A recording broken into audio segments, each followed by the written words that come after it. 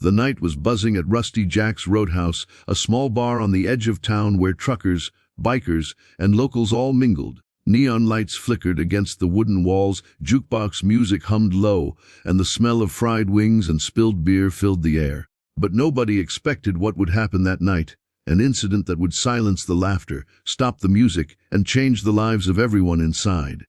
Emily, the young waitress, was used to long nights. She was only 22, but carried herself with the grace of someone who had already lived 2 lifetimes of hardship.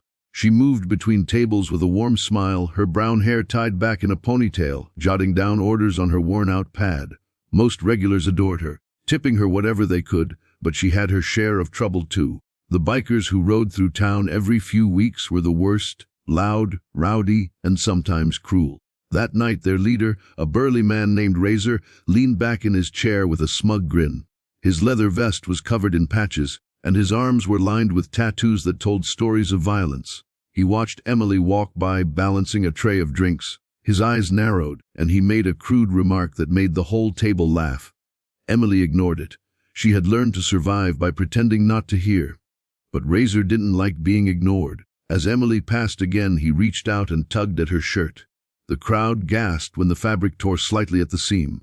Emily froze, her tray rattling in her trembling hands. Razor smirked, expecting her to blush in shame, but what was revealed beneath her shirt was not what anyone expected. A scar. It ran deep across her shoulder and chest, jagged, uneven, the kind that told a story of fire and survival. The bar went silent. Razor's grin vanished. For a moment, even the jukebox seemed to pause.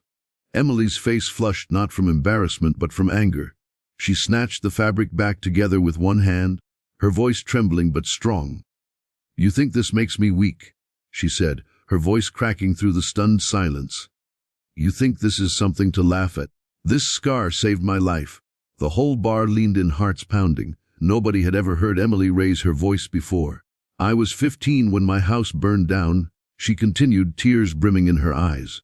"I lost my mom that night. I tried to pull her out, but the fire took her before I could. This scar is what I got for trying. Every day I see it and remember what I fought for. I wear it because I survived, something you clearly wouldn't understand." The bikers shifted uncomfortably in their seats. Some looked down. Even Razor's smirk faltered. Then, from the back of the bar, an old man stood. It was Hank, a retired firefighter who had been drinking quietly at the counter. He walked toward Emily and placed a gentle hand on her shoulder. "She's right," he said firmly. "That scar is bravery written on skin. You tried to save a life. What have you done but cause harm?" The words hung heavy in the air. Razor's men looked at their leader, waiting for his reaction. But Razor had nothing to say. For once his arrogance cracked. He muttered under his breath, shoved his chair back, and stormed out. The rest of his crew followed, one by one, the sound of their boots fading into the night. Emily stood there, breathing hard, her eyes wide with both fear and relief. Then something unexpected happened. One by one, the people in the bar began to clap. Not the awkward kind, but slow, steady applause that grew louder and stronger until the whole room shook with it.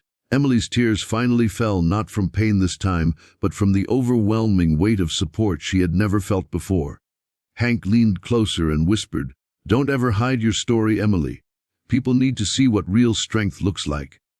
From that night on, Emily was never just the waitress at Rusty Jack's. She became a symbol of resilience in that small town. Strangers came to the bar, not just for the food or drinks, but because they wanted to meet the young woman who stood up to a biker gang and showed her scars with pride.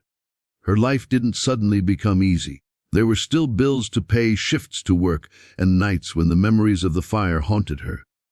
But something inside Emily had shifted forever. She no longer carried her scars like a burden. She wore them like armor.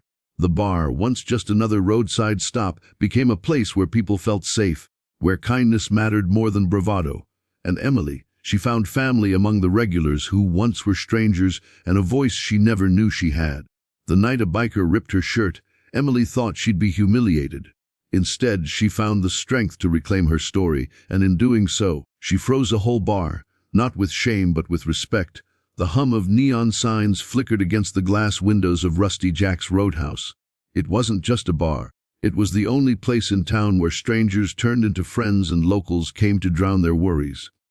On most nights, laughter filled the smoky air, but on this night, everything changed. Emily moved between the tables with practiced grace. She was only 22, yet she carried herself like someone who had weathered storms most people couldn't imagine.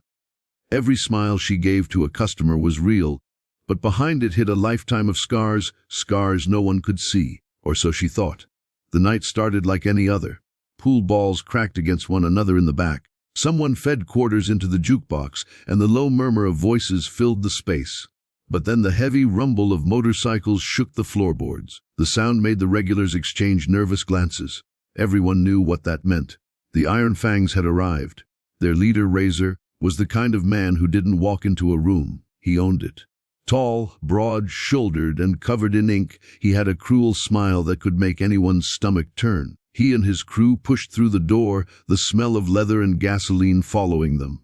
Conversations died instantly. Emily swallowed her nerves and did what she always did, kept her head down and her feet moving. She served their beers with a forced smile, praying they'd just drink and leave without trouble. But Razor's eyes followed her every step.